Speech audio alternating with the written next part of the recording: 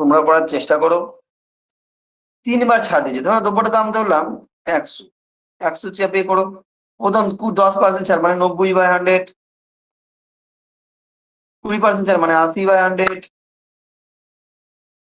40% ছাড় মানে 60/100। কেটে দাও না এবার। তাহলে দেখো যদি দেখা হয় একটা তলায় 10 করে থাকছে, উপরেরটা গুণ করে, উপরে গুণ করে দাও, গুণ করলে কত হচ্ছে, যদি ভালো করে দেখো উপরেরটা গুণ করলে হচ্ছে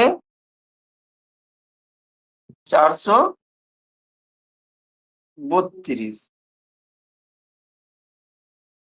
নাকি 432 হচ্ছে।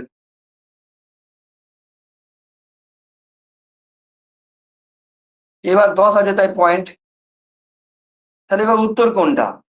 আমরা 100 ধরেছিলাম, যেমন এই 100 অঙ্কের মধ্যেই শোধ করবো, তাহলে 100 বিয়োগ করে দাও এখান থেকে। এখান থেকে বিয়োগ করা হয় 100 কে, তাহলে কত হচ্ছে 56.8। অপশন বি দেখো উত্তর হচ্ছে।